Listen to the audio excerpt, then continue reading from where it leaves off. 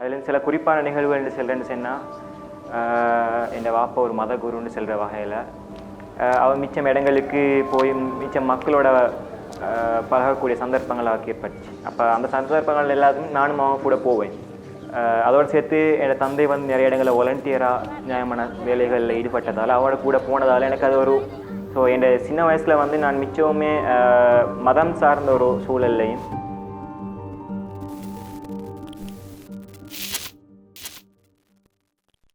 அக்குரணை செல்வது வந்து இலங்கையில் ஒரு சென்ட்ரல் பிளேஸில் அமைஞ்சிக்கிற அதுவும் கண்டின்னு செல்கிற ஒரு மிடில் ஈக்கிற ஒரு ரிலீஜியஸ் சொல்ல வந்து கல்ச்சரல் ஹெரிட்டேஜ் உள்ள இடம் தான் கேண்டீன் செல்வது.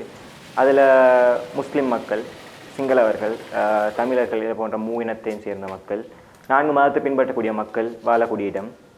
சின்ன வயதிலிருந்தே ஒரு ஃபெமிலியரான ஒரு விஷயமா எனக்கு அது இருந்துச்சு. அது எனக்கு உண்மையில் போகிற என் லைஃப்பில் என் அடல்ட் லைஃப்பில் வந்து மிச்சம் ஒரு தாக்கம் செலுத்தின ஒரு அம்சமாக இருந்துச்சு. ஏன்னா எனக்கு ஆக்களோட மூவ் பண்ணுறதெல்லாம் மிச்சம் இலகுவாக இருந்துச்சு அந்த ஒரு அம்சத்தால்.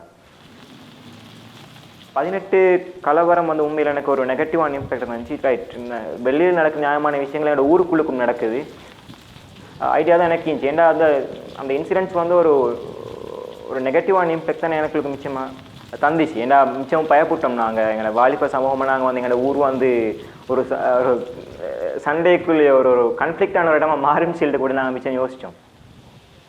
எனக்குன்னு சொல்லிட்டு என் டைப்பில் திங்க் பண்ணக்கூடிய ஒரு ஃப்ரெண்ட்ஸ் செட் ஒன்று எனக்கு அமைஞ்சது. ஸோ நாங்கள் வாசிக்கிறது, நாங்கள் விளங்குறது, நாங்கள் பார்க்குற விஷயங்களை நாங்கள் ஷேர் பண்ணிக்கொள்வோம். நாங்கள் ஒரு எதையும் கொஷன் பண்ணக்கூடிய ஒரு ஃப்ரெண்ட்ஸ் குரூப் ஒன்றாக நாங்கள் வந்து ஈக்கிறோம்.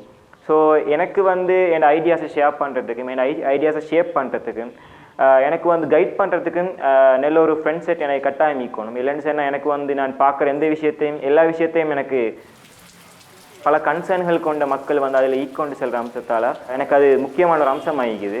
அந்த கன்சர்ன்கள் ஈக்கிறதால தான் நான் எந்த விஷயத்தையும் ஒரு கொஷன் பண்ணக்கூடிய அம்சமாகவும் அதில் எல்லா விஷயத்தையும் நெகட்டிவாக பார்க்காம பாசிட்டிவான அம்சங்கள் அதில் ஈக்கிறேன்னு செல்கிற விஷயத்தையும் எனக்கு அடையாளம் கண்டுகொள்ள முடியுமாகிக்குது.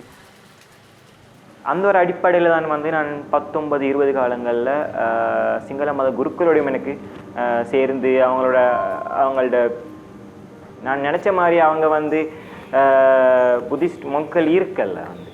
ஸோ நான் இந்த வாலண்டியர் வீக்ஸ்க்கு போகிறது வந்து எனக்கு நியாயமான ஸ்பேஸ் ஒன்று கிடச்சிச்சு. வந்து என்னுடைய பழைய சந்தேகங்கள் ஆகிக்கலும் அக்குரண மக்கள் ஃபேஸ் பண்ண அந்த நெகட்டிவான இம்பேக்ட் இன்னொரு பாசிட்டிவான இம்பேக்ட் நோக்கி எனக்கு போகிறதுக்கான ஒரு பிளாட்ஃபார்மாக தான் அமைஞ்சிது. நாங்கள் மத குருகள் சேர்த்து அவங்க ஒரு உயர்ந்த இடத்துல இருக்கிறாக்களும் நாங்கள் கொஞ்சம் அதை கீழே ஒரு அடுத்த ஸ்டேஜில் இருக்கிறவங்க நாங்கள் ஈக்கிறோம்.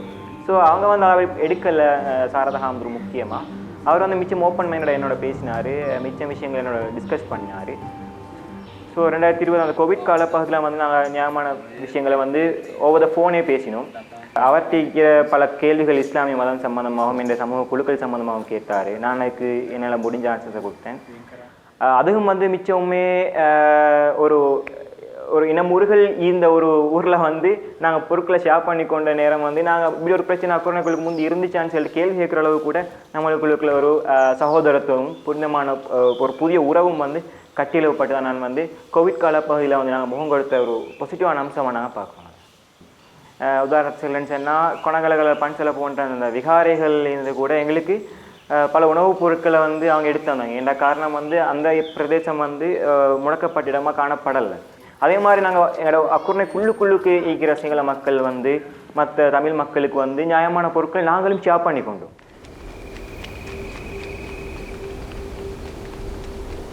ඉතාම වැදගත්. ඒක බෞද්ධ සාහිත්‍යයේ කතාවක් තියෙනවා. අර ගිරව් පැටව් දෙන්නේ හන්දකින් දෙපැත්තකට යනවා. එක්කෙනෙක් හොර කණ්ඩායමකට යනවා, අනිත් එක තාපසාරාමයකට යනවා. ඒ වගේ තමයි සමාජීය වුණත්. අපි අකින් තරුණයා පැත්තකින් තියලා වෙනත් කෙනෙක් ගමු. එතකොට ඒ සමාජය වුණත් ඕනම කෙනෙක්ගේ ආශ්‍රය චරිතය හරහා ගොඩ නැගෙනවා. එතකොට මම විශ්වාස කරන්නේ මේ අන්තවාදී, ආගම්වාදී සහ ද්වේෂ සහගත වචන භාවිතාවන් තුළ සමාජයේ වෙන් කිරීම, කොන් කිරීම සමාජය තුල කරනවා බොහෝ දෙනා. බොහොම කල්යාණ මිත්‍රයෙක් වශයෙන් අපි දුක සැප බෙදා ගන්නවා සහ කතා බහ කරනවා. මේ ආගමික සංහිඳියාව වෙනුවෙන් අපි බොහොම ලබදිව කටයුතු කරන දෙන්නෙක් වගේ, අතරම සහෝදරෙක් වගේ. මේ වගේ කල්යාණ මිත්‍රකම් බැඳීම් මිනිසු තුළ පවතින තාක්කල් අපි හරිම ශක්තිමත්. இப்படியான நட்புகளை நீங்கள் மற்ற மக்களோட உருவாக்கி கொள்ளுங்க. மற்ற மொழி பேசுகிற மக்கள், மற்ற இனக்குழுக்கள், மற்ற மதங்களை பின்பற்ற மக்கள், அவங்களோட விஷயத்தை தெரிஞ்சு கொள்ளுங்க. நீங்கள் அவங்களோட சேர்ந்து பழகுங்க. அதனூடாக உங்களோட சமூகத்தில் இருக்கிற பிழையான அபிப்பிராயங்கள் ஐக்கியம் அதை களையிறதுக்கு ஒரு முக்கியமான ஒரு இடமாக இப்படியான தனிப்பட்ட நட்புகள் அமையும்னு சொல்லி நான் நினைக்கிறேன்.